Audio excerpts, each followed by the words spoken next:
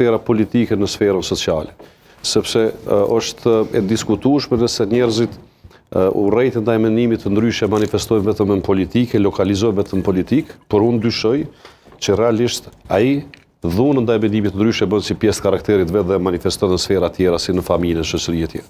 Kështu që ne e dim se si ndoshta duhet që në formë populiste ose subjektive të rrisim disa poena, por refuzojmë sepse kemi sentiment ndaj qytetarit, kemi një kujdes të madh që mos ta deedukojmë një fëmijë që na shën televizion apo na përcjell gjatë komunikimit ton, qoftë në media, qoftë në terren.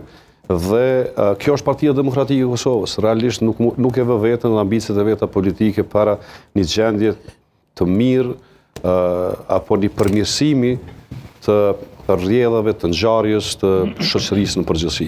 Kështu që kjo është targeti i parë ku unë mendoj që PDK ka shënuar rritën, pastaj edhe të njerëz të cilët kanë hallet të përditshme që e kanë kuptuar që kjo qeveri që ka qenë në pushtet për 5 vite, nuk ka ditë prodhojë një përmirësim apo politika që përmirësojnë mirëqenien popullore, dhe njeriu tash për emocionit, fillestar, për entuziazmit, ndoshta ai refuzon ja 2-3 vjet, 3-4 vjet të para, por kur e shet që nuk jeton më mirë dhe ka deficit ekonomik kundrejt plotësimit të nevojave familjare, të fëmijëve e shumë gjëra tjera, atëherë ftofët.